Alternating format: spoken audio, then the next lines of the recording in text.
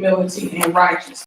And your right hand shall teach you awesome things. Your arrows are sharp in the heart of the king's enemies. The people fall under you. Your throne, O God, is forever and ever. A scepter of righteousness is your scepter, is the scepter of your kingdom. You love righteousness and hate wickedness. Therefore, God, your God, has anointed you with the oil of gladness more than your companions. All your garments are scented with myrrh, aloe, and cassia, one of the out of the ivory which they had made you glad. King's daughters are among your honorable women. At your right hand stands the queen in the gold from Opal. Listen, O daughters, consider and incline your ear. Forget your own people also and your father's house. So the king will greatly desire your beauty, because he is your Lord. Worship him. And the daughter of Tyre will come with a gift. The rich among the people seek your favor. The Lord daughter is all glorious within the palace. Her clothing is woven with gold. She shall be brought to the king in robes of many colors. Her virgins, her companions will follow her, shall be brought to you with gladness and rejoicing. They shall be brought. They shall enter the king's palace. Instead of your father shall be your sons, whom shall make prince in all the earth. I will make your name to be remembered in all generations. Therefore the people shall praise you and praise you forever and ever. So I read to you Psalms 45 in its entirety, verses 1 through 17. So when you're reading this and looking at it, it sounds as if it is giving a description of a physical wedding. But it's also some similarities, some discrepancies in here that lets us know that we're not talking about an actual physical wedding. And I just want to point those out to you and then just move on. So if you quickly read it, you would think it's describing an earthly wedding, the king and his bride. It describes the king, what he smells like. It is some of his qualities. It also describes the bride. It describes what she's wearing and some of the awesome qualities about her. After reading the chapter again, you realize that it's much deeper than an earthly wedding. So in verse 1 states, my heart is indated a good good matter. I speak of the things which I have made touching the king. My tongue is the pen of a ready writer. So already this songstress, the person who wrote it, is saying great things about the king. Verse 2 says, there are fairer than the children of men. Grace is poured upon your lips. Therefore God has blessed thee forever. So that's verse 2. So it's talking about all men speaking well of this king. And so when I was reading and just studying this in Luke chapter 4, verse 22, it says about the Lord, all speak well of him, and were astonished at the gracious words that came from his mouth, came from his lips. And then at the end it said, isn't that Joseph's son, they asked. So we know Joseph's son is Jesus. So are they talking about an earthly king, or are they talking about the King of Kings and the Lord of Lords? So let's go to verses 3 through 5 now. The arrows are sharp in the heart of the king's enemies, whereby the people fall under thee. Thy throne, O God, is forever and ever. The scepter of thy king is a right scepter. And 7 reads, the lovely righteous and the hearted heinous wicked. Therefore God, thy God, has anointed thee with the oil of gladness above thy fellows. So that was verses 3 through 5. And it continues talking about the king. It says, oh, mighty, mighty, mighty, mighty, mighty one literally means hero, valiant, or warrior. In Psalms chapter 24, verses 8, it said, who is the king of glory? The strong and the mighty, the Lord mighty in battle. So are we talking about an earthly king, or are we talking about the King of Kings? So in Genesis chapter, okay, so let's go back. So that was 3 to 5. Now we're going to chapter 6. Chapter 6 says, thy throne, O God, is forever and ever. The scepter of the kingdom is a right scepter. So are we talking about a king, or are we talking about our king?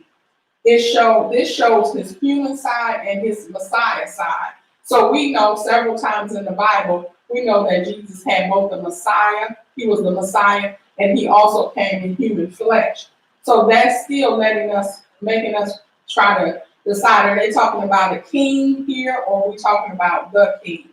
So it talks about in 8 and 9, it begins to talk about the wedding and the king's robe. It says the king's robe, 8 and 9, all thy garments smell of myrrh and aloe and cassie out of ivory places, whereby they were have made thee glad. 9 reads, king's daughters were among the honorable women, upon their right hand did stand the queen in gold Orpah, Opphir. So it's talking about what they were. And so it also talks about in 8 what the garments smell like: myrrh, aloe, and cassie, Cassia. So those 2 things, myrrh and aloe, they were put in the grave clothes of Jesus. So this king was not only spoke well of, but he started smelling like Jesus. So this lets us know that this is not just an earthly wedding, that this might be our King of Kings, our Lord of Lords. So let's go to 10 through 15, and it says, hearken, O daughter, and consider and incline thy ear. Forget also thy own people and thy father's house. So shall the king greatly desire the beauty, for he is thy Lord, and worship thou him. And the daughter of Tyre shall be there with a gift, even the rich among the people shall entreat thy favor. The king's daughter is glorious within, her clothing is of wrought gold. So they're talking about what the bride had on. And so let me read 14 and 15. She shall be brought unto the king in raiment of needlework. The virgins, her companions that follow, shall be brought unto thee.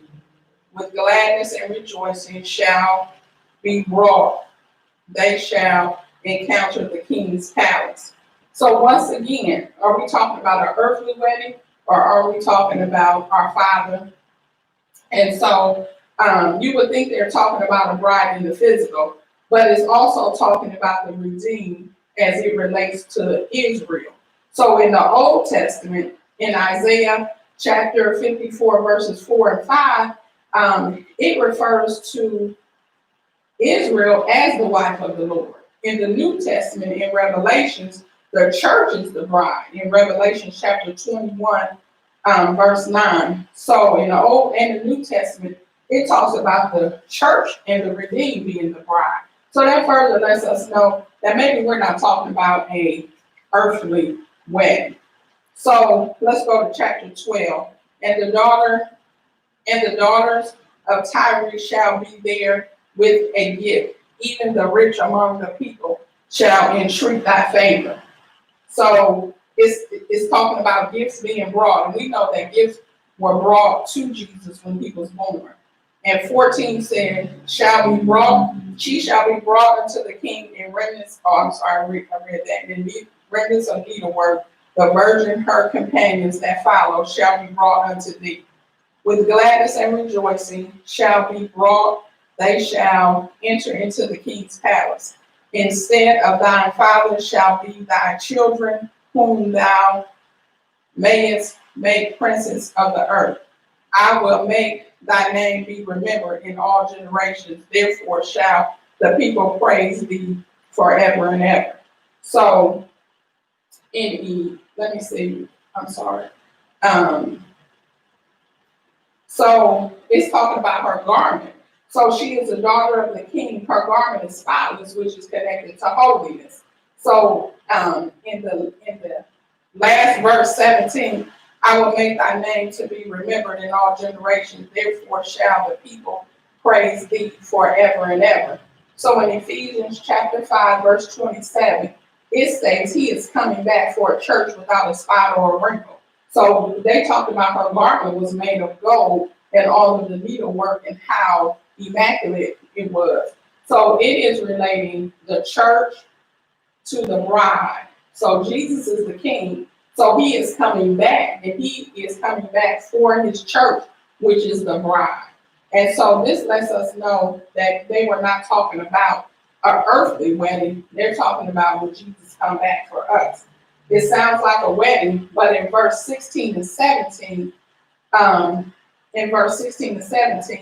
Samuel had prophesied that David would not fail to have descendants that rule over Israel, and this was fulfilled with King Jesus.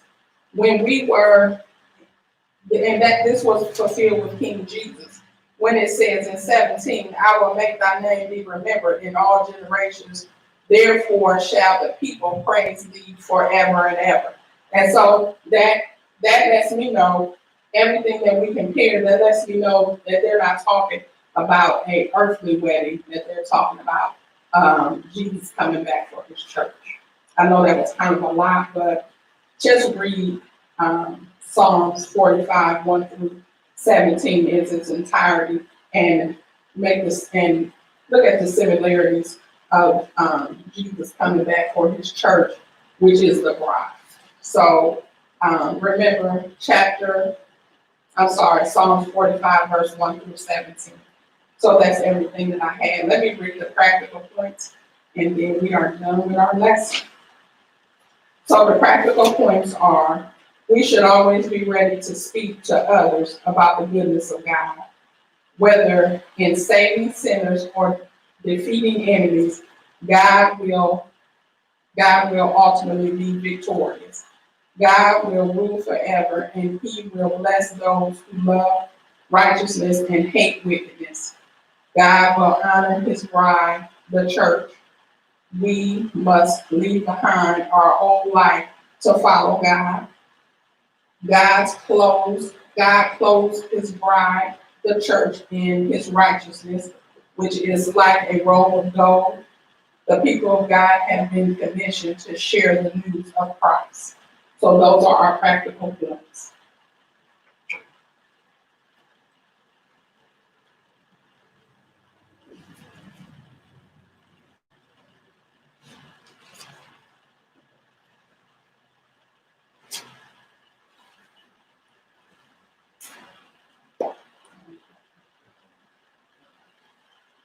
Amen. Thank you, Mr. King, for Sunday school lesson. We're back with our Thursday.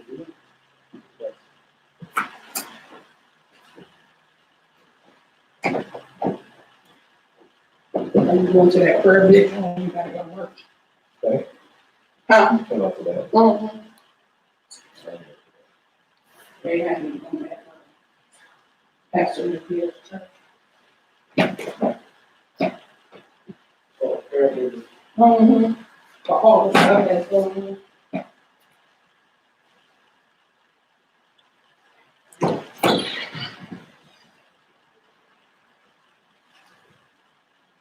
There you go.